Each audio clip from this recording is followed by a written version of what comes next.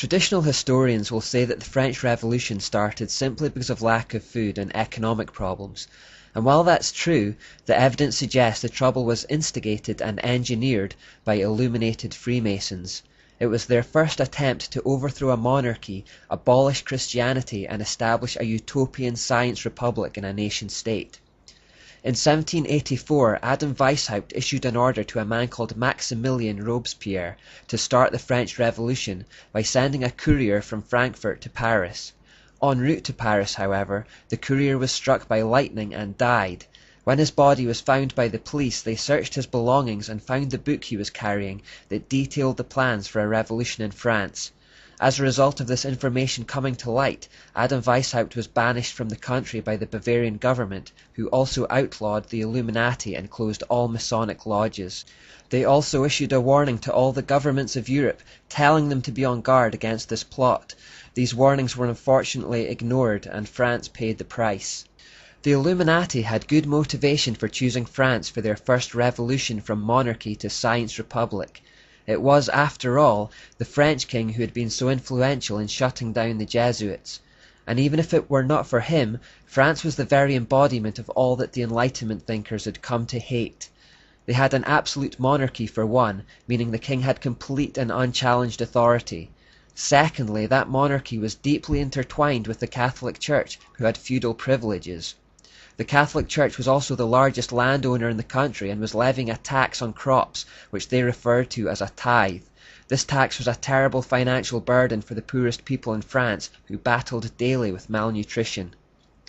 In Essays on the French Revolution, Lord Acton writes, "The appalling thing in the French Revolution is not the tumult, but the design.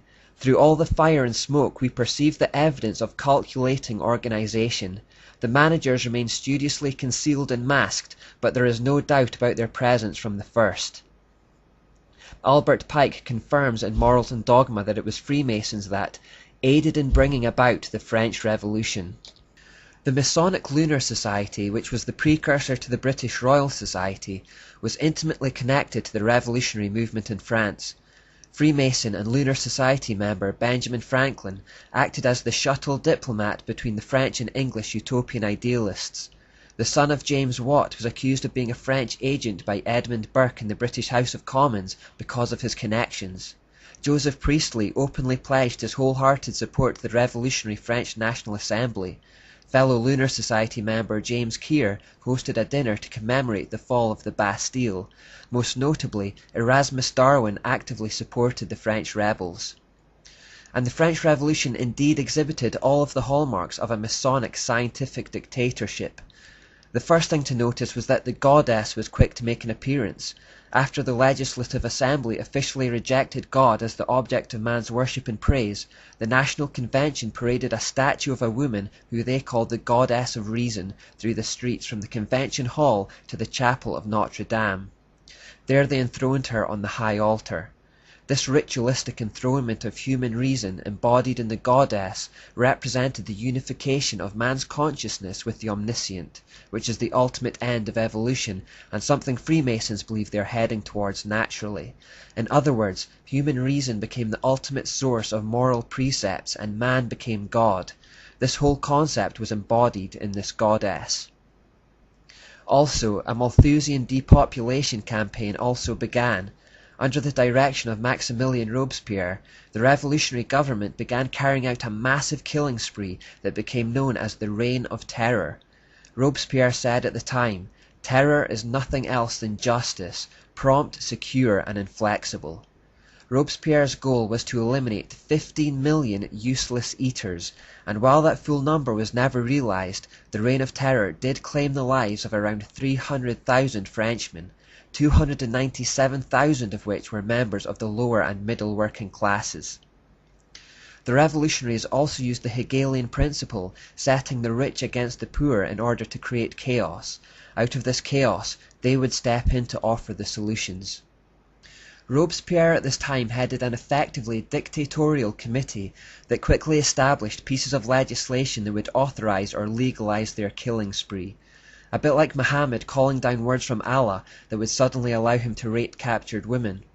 For these so-called illuminated ones, the end justified the means, and the result of these policy changes was the violent repression of enemies, the forcing of farmers to surrender grain to the government, and the license to kill anyone on the merest hint of suspicion that they were opposed to the revolution. The Revolutionary Tribunal condemned between 16,000 and 40,000 people to the guillotine. Many more were simply beaten to death by street mobs. Having enthroned the goddess at Notre Dame as the figurehead of their movement, and now being in a position of power, they displayed Plan B tactics and became violent and intimidating towards their enemies. Of course, the revolution also called for the abolition of Christianity. It started with a war on Catholicism, but quickly extended to real Christianity, as people continued to see no distinction between the two. Clergy were deported and condemned to death. Churches were closed and replaced with civic cults. Religious monuments were destroyed. Public and private worship was outlawed, as was religious education. Priests were told to renounce their vows. This led to the war in the Vendée, which many historians believe was the first modern genocide. A law passed on 21st of October 1793 meant all suspected priests and people who harboured them were liable to death on sight. The Babylonian goddess idol presided over all of this from her throne at Notre Dame.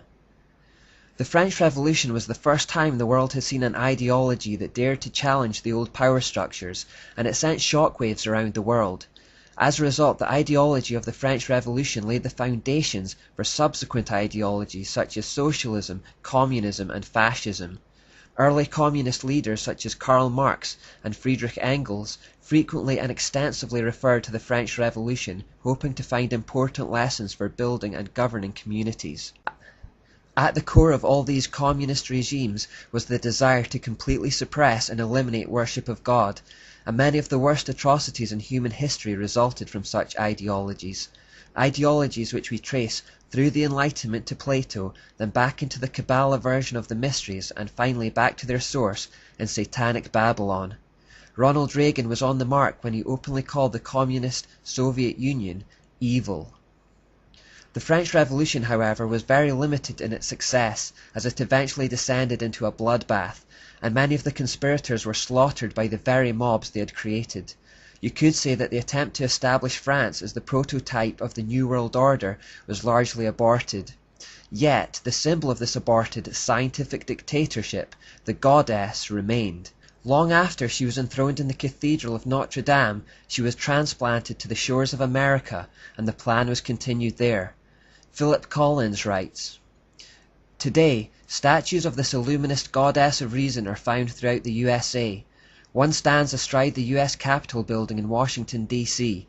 Another is atop the dome of the Capitol building in Austin, Texas. Her statue has been erected in town squares and city parks.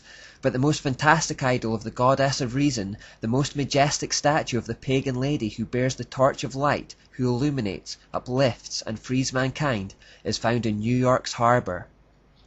Towering above the shimmering but polluted waters, she holds in her outreached arm and hand a torch of fire and light. A gift of the Masonic Order, the modern inheritors of the Illuminati heritage, the Statue of Liberty was sculptured by Frédéric Bartholdi, a member of the Masonic Lodge of Alsace-Lorraine in Paris, France.